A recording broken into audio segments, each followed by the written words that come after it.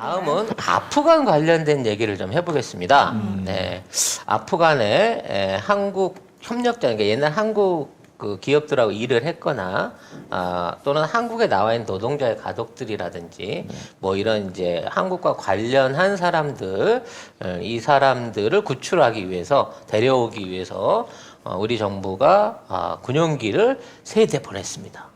심지어 저기까지 보냈어요. 공중급유기까지 한꺼번에 중간 기차가 안 하고 한꺼번에 날아올 수 있도록 공중급유기까지 해서 세트로 비행기 3대를 보냈습니다. 이러한 액션에 대해서 굉장히 많이 국제사회가 놀라고 있습니다.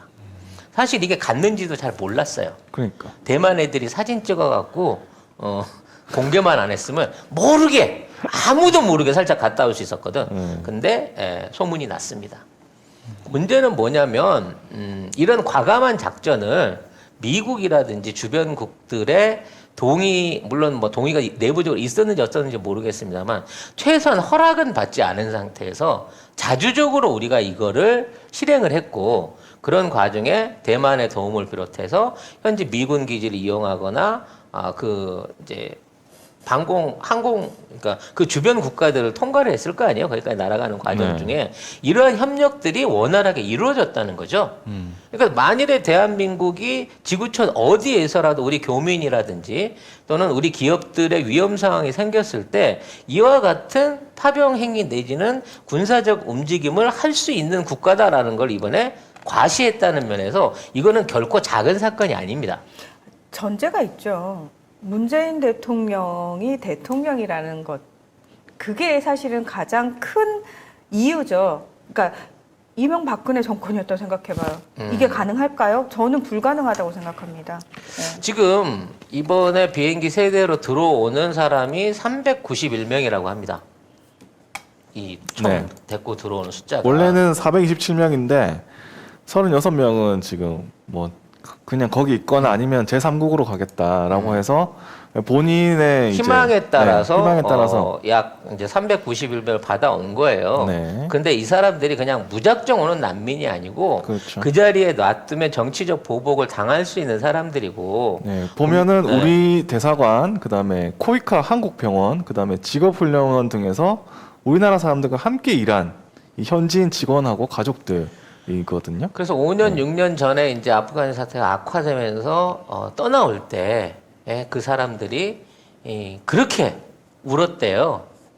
이제 신변이 불안해지는 거잖아. 한국 사람만 나가니까. 한국 사람만 가버리니까. 그래서 돌아올게 아니면 꼭 데리러 올게 라고 그때 약속을 했었답니다. 그 나왔던 우리 직원들이나 코이카 관련된 사람들이. 그래서 그 약속을 우리가 지켜낸 거예요. 대단한 거죠.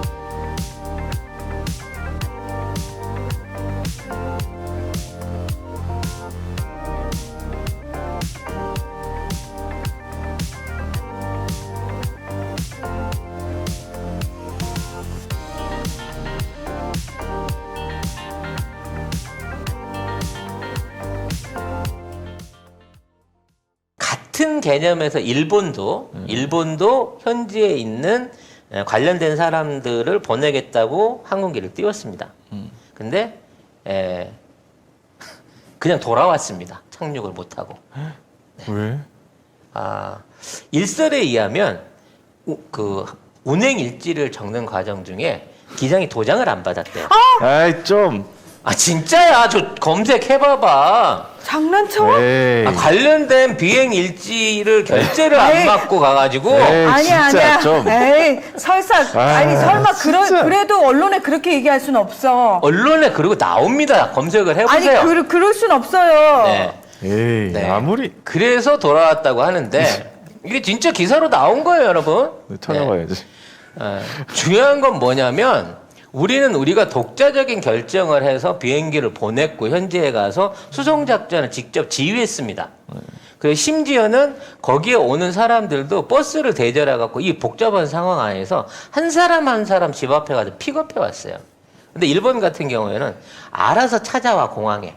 그러니까 그게 문제예요. 맞아요. 왜냐하면 지금 유일하게 카불 공항만 열려 있는데 공항으로 가는 길이 아프간인들한테는 거의 불가능에 가깝거든요. 중간중간 계속 검문소가 설치가 돼 있고 탈레반들이 아프간인들은 무조건 못 나가게 하고 있는 상황이에요. 네. 그래서 네. 그 사람들을 각자 복잡한 집에 가고 버스로 수송을 해갖고 원하는 사람 100% 수송해 나온 바 일본은 시간 정해주고 거기로 와 그랬어요. 그럼 어떻게 와? 그래 놓고 착륙을 못했다니까 비행기가. 근데 이게 왜 그랬냐면 미친 나라야 그 나라는. 일본은 정말. 그 당시에 아프간 정부하고 우리가 난민을 데리러 가는데 좀 그 영해에 가서 내려도 되겠습니까라고 내부에서 협상을 했대요. 근데 아프간이 거절한 거야. 그러니까 못 내리고 그냥 와버린 거죠. 우리하고 비교해서 너무 차이가 나는 거예요. 그래서 미군이 철수가 끝나는 30일 이후에는 사실상 일본은 데려올 방법이 없지 않냐라는 얘기가 나오고 있습니다. 우리보다 인원도 훨씬 더 많은 걸로 알려져 있거든요. 근데 일본하고 우리하고의 관계가 어떤 그 지금의 국제적 위상이 이마만큼 차이가 난다는 거죠. 심지어 아프가니스탄은 자기네들을 탈레반은 이제 공식적인 정부로 인정해 달라. 한국 정부하고 교류하고 싶다. 그러면 우리가 갖고 있는 히토류부터 시작해가지고 각종 지하 자원, 아프간에도 히토류를 비롯한 석유 자원 이런 것들이 엄청 많아요. 꽤 많다고 합니다.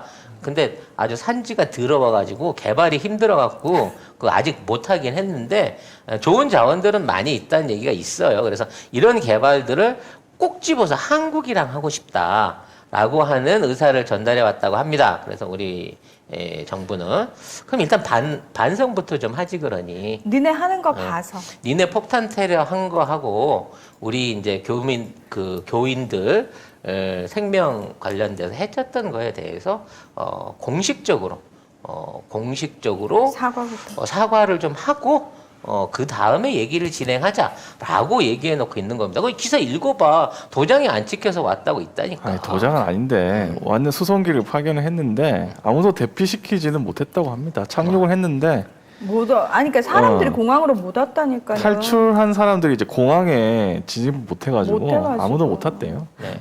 그러니까 그게 사실은 더 힘든 거야. 일단 공항까지 오면 어떻게든 갈 수 있는데 공항까지 오는 게 목숨 걸고 공항까지 와야 되는 상황이에요. 그러니까요. 그러니까 모가디슈하고 똑같다니까. 아, 그 영화?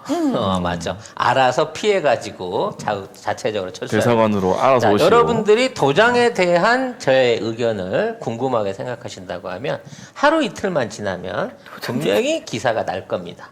네. 도장 얘기. 네.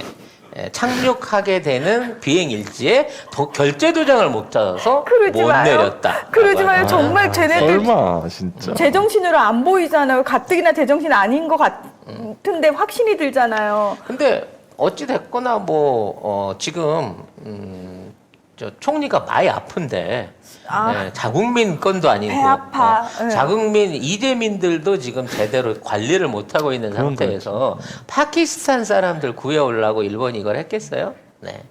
분명히 아니라고 봅니다. 그리고 또 하나의 이유가 있습니다. 이게 이제 난민 문제에 관련된 건데요. 미군 기지에다가 파키스탄 난민을 수용하겠다는 얘기가 있었어요. 네.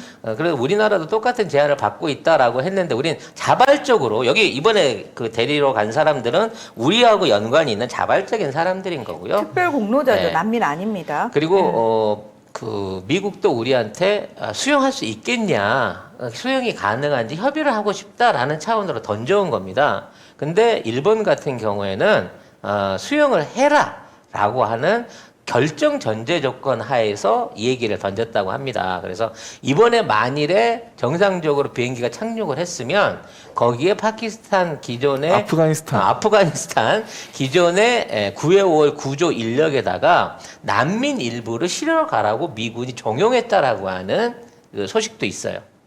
그러니까 이왕 온 비행기니까 그냥 빈대로 가지 말고 난민들도 좀 싣고 가라고 요구를 했기 때문에 도장 핑계로 착륙을 안 했다라는 말도 있습니다. 그건 저희가 도장을 안 찍었기 때문에 저희 마음대로 결정할 수 없어요. 그렇지, 그런 거지. 승선 도장이 다 안 나와 있기 때문에 함부로 사람을 태울 수 없다라고 하는 방식이었을 것으로 보입니다만 아무튼 그런 방식으로 얘기가 진행되고 있습니다. 그러니까 우리 같은 경우에는 이제 난민을 미국이 강제로 강요하고 있지는 않지만 지금 일본이 세계에서 사실 이제 독일에 있는 그 주한미군이 좀 폴란드로 갈라섰기 때문에 가장 많은 주한미군을 유치하고 있는 국가입니다. 그래서 그 주한미군 영내 기지 안에 난민들을 받으란 얘기거든요. 그죠. 그러니까 주한미군 기지는 사실상 일본 땅이 아닙니다. 주한미군이 아니고 주일미군. 주일미군. 그러니까 파병돼 있는 그 국가의 미군들 캠프 안에 이거를 받으라고 그렇죠. 얘기를 한 거기 때문에 일본은 받든지 말든지 선택권이 없어요. 그럼 미군이 결정하는 데 따라 있는 겁니다. 그렇기 때문에 상당수가 일본에 강제적으로 옮겨갈 가능성이 있다고 봐지고요. 이 난민을 죽어도 못 받겠다 하는 나라가 또 중국하고 러시아입니다. 중국하고 러시아는 아프간 난민들도 가고 싶어 하지 않을 거예요. 아니 가고 싶어는 해. 아니에요. 근데 안 받아준대 지들이. 무서운 나라들이에요. 그 나라들은. 그러니까 애들이 무서워서 못 받겠다고. 네, 우리는 한 명도 책임질 수 없다고 지금 땡깡을 놓고 있는 거죠. 네.